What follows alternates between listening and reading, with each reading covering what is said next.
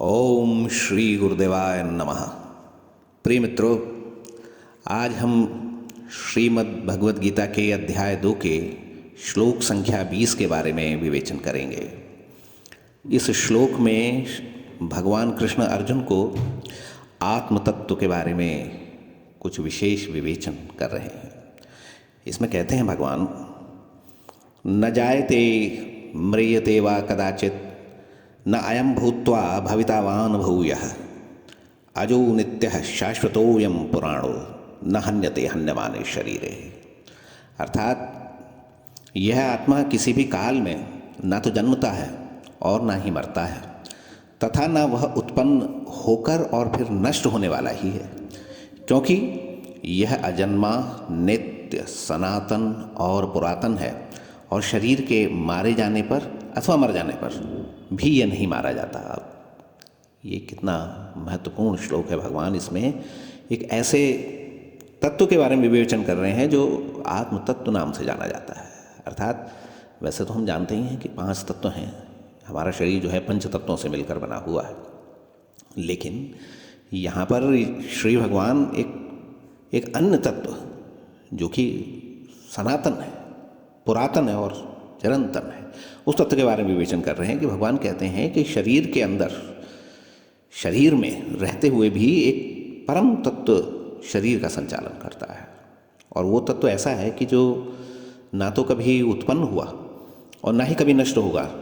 वो सनातन है, यानी कब से है कब हम नहीं जानते, कब चिर पुरातन और चिर नवीन भी, शाश्वत है, हमेशा रहता है।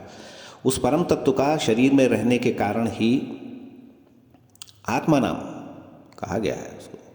आत्मवत हम कहते हैं ना, आत्मा हमारी शरीर की आत्मा के रूप में वो परम तत्व हमारे शरीर में विद्यमान है। वैसे तो जगत में सर्वत्र ही उसकी विद्यमानता है, लेकिन विशेष रूप से हम उसको ये मान सकते हैं कि वो परम तत्व के कारण ही हमारा शरीर संचालन होता है। जब कोई व्यक्ति, किसी व्यक्ति का निधन हो जाता है तो हम कहते हैं उसका शरीर से आत्मा चली गई। तो वो आत्म तत्व जो शरीर का संचालन कर रहा है, नस नाड़ियों का संचालन कर रहा है, पूरी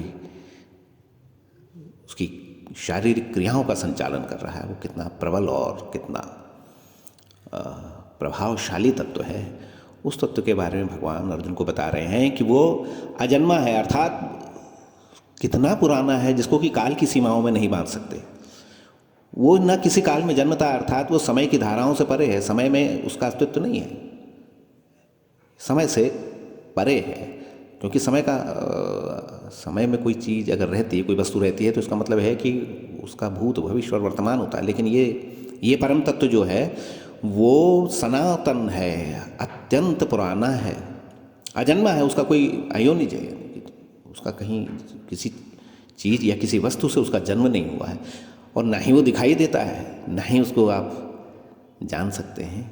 बस शरीर में उसकी स्थिति है या कि संसार में उसकी स्थिति है।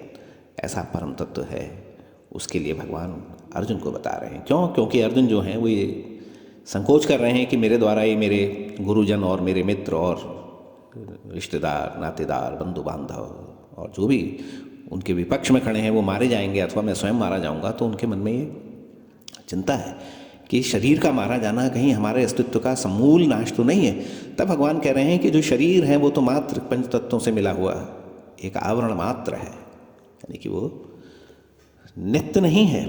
वो जो रूप है वो नित्य नहीं है, वो रूप परिवर्तित होता रहता है। लेकिन उस रूप को जो धारण करके रहता है, जो उस रूप का संचालन करता है, जो शरीर के अंदर चेतना और ज्ञान और बुद्धि और विकास, इस प्रकार के गुणों को प्रदर्शित करता है, वो परम तत्व जो है वो चिरंतन और निरंतर और सनातन है।